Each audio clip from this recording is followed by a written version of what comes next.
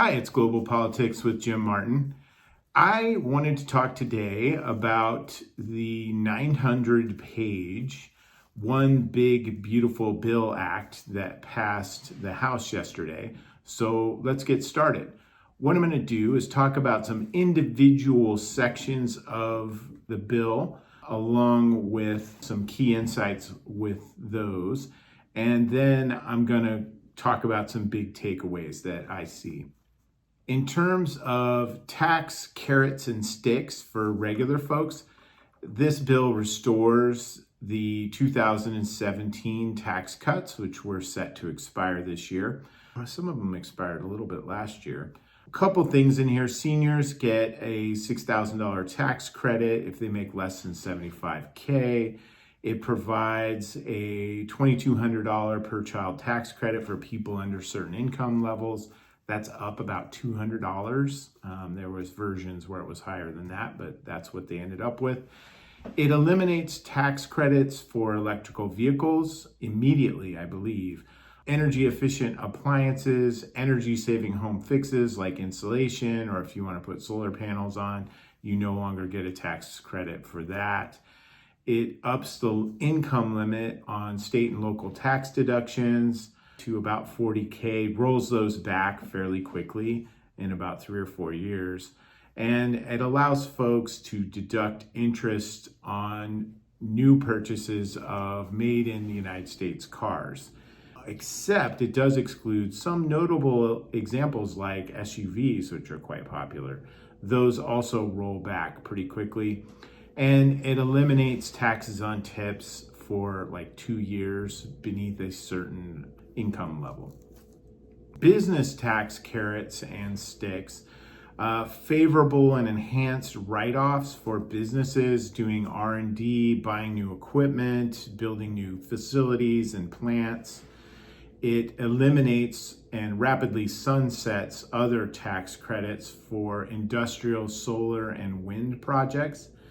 It opens a tremendous amount of land, cuts costs, and cuts red tape on coal mining and oil and natural gas production and drilling. It provides direct funds to enhance mining and production of rare minerals in the U.S. One of the few examples of a direct public-private partnership involves rare earth minerals. It subsidizes the U.S. critical mineral production and refinement process. That's another kind of direct intervention into the economy. It provides for more oil and natural gas leases and makes it easier for folks to apply for those. In Alaska, they required the Department of Interior to aggressively lease lands for these purposes, granting at least five leases per year there. Other business carrots and sticks. It claws back money and defunds and repeals many environmental and climate restrictions that were put in place under the Biden administration, and some that were older than that. It does provide some tax credits for electrical infrastructure projects, but not too many. It removes special rates for sustainable fuels, things that are produced like ethanol and things like that, but it shouldn't impact them too much. But it might impact carbon capture pipelines. It provides enhanced and lengthy tax credits, I think 10 plus years, for US companies that are building nuclear, geothermal, and hydropower plants, and prioritizes uranium mining and refinement on a domestic basis. It also has a lot of exclusions for foreign companies that come in to do this kind of work, and almost entirely cuts China out of any supply chain. Social programs, sticks, a few carrots. Food stamps, SNAP, Medicare, Affordable Care Act, all of these have new added eligibility requirements, work requirements. They cut funding for some states, not all, and push that cost to state governments in many cases. Medicare, they reduce payments and caps payments to hospitals, defunds a number of initiatives on that front. It does provide a $50 billion fund for rural hospitals. That will go pretty quick, I would guess.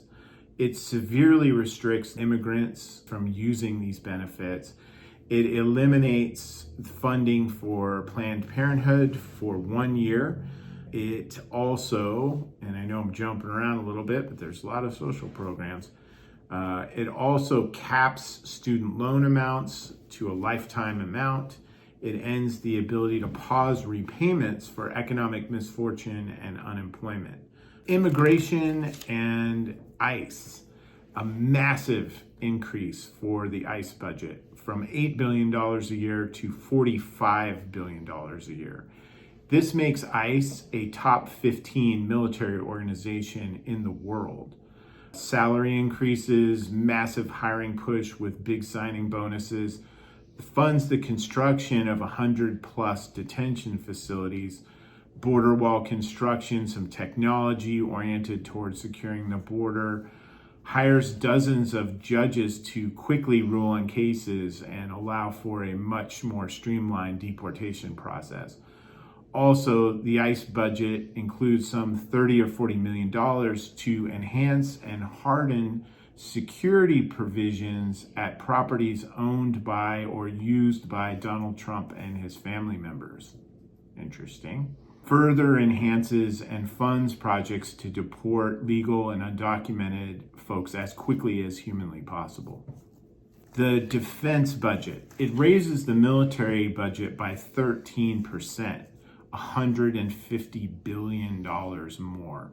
This puts the U.S. military budget at over $1 trillion per year. This is the largest increase since 1980. Incidentally, has never gone down. The military budget never gets smaller. It always gets bigger.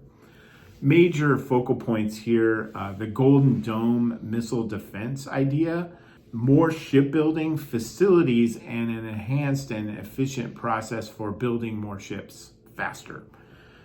It also provides more money for new military housing, enhanced military benefits and salaries.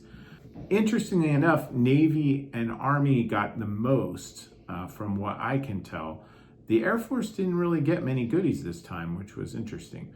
This also prioritizes munitions production, missiles, shells. Big takeaways. Tax cuts for individuals aren't likely to really be all that noticeable. For those making, on the lower side of the income scale, it's about $700 a year. And for even the most wealthy people, it's like $20,000 or $30,000 a year less, which is not really likely to make a hill of beans difference. These do cut into government funds, requiring more borrowing and more debt. The business tax credits are intriguing and make some sense. I'm a big fan of nuclear power. I see it as a great way to generate lots of power quickly, safely, and in an environmentally sustainable way. That said, there's hardly any direct investment or public-private partnerships. This has been something that has been a big win in many other administrations, to create public-private partnerships to get these kinds of investments going and give them a kick in the pants to get moving. Just incentivizing folks through tax credits and such I'm not sure.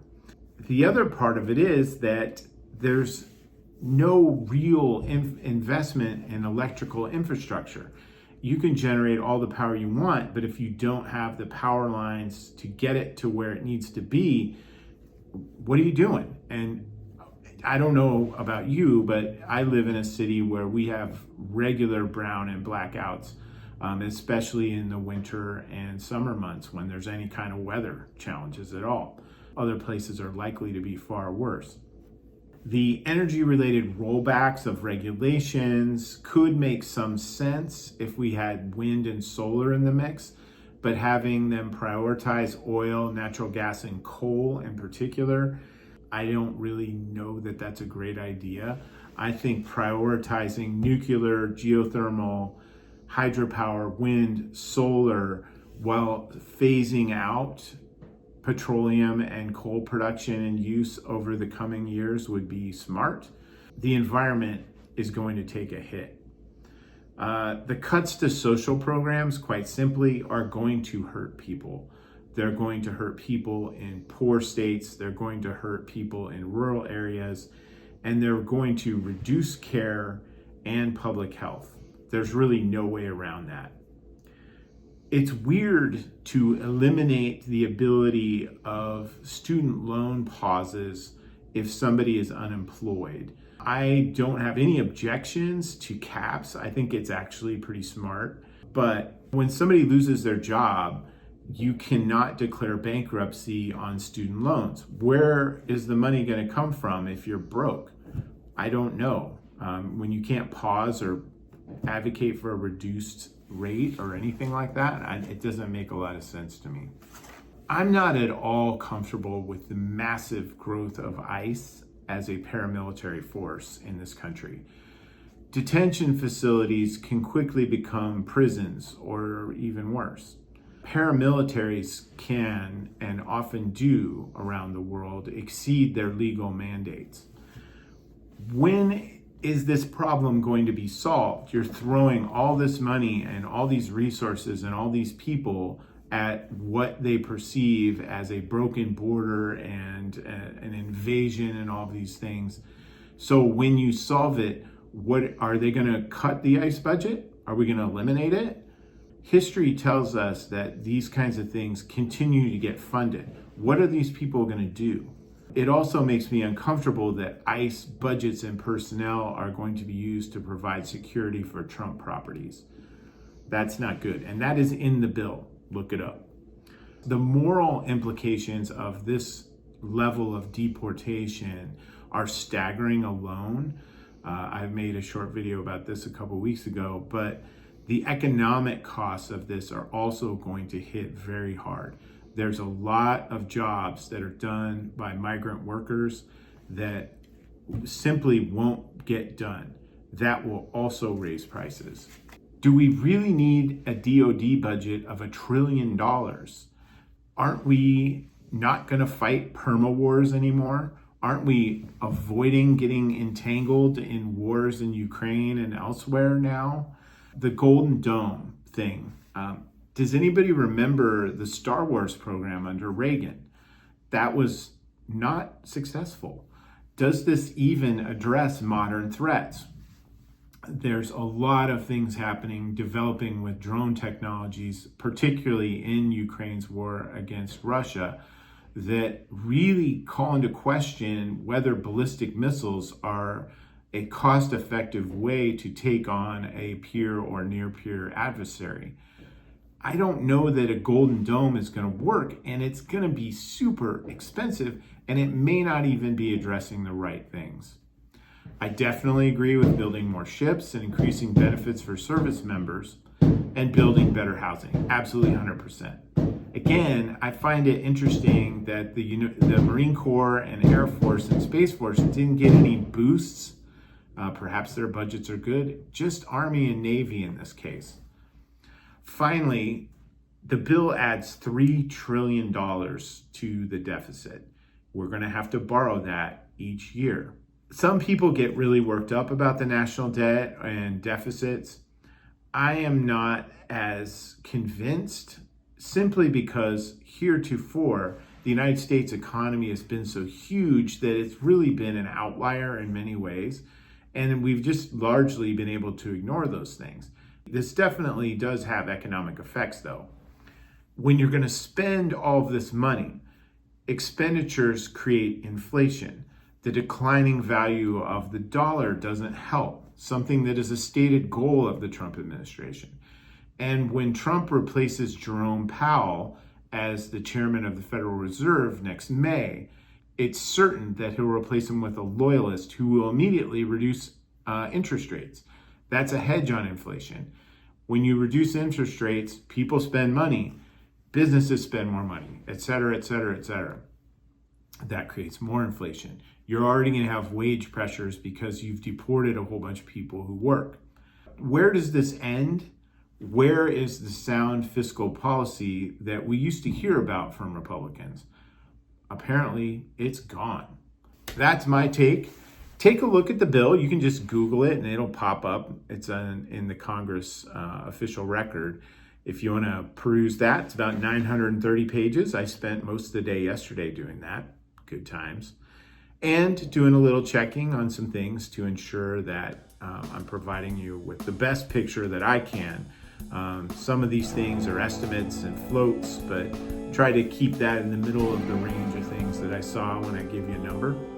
So hope you have a great day, and questions are welcome. Please remember to subscribe, and I look forward to talking to you again very soon. Thanks.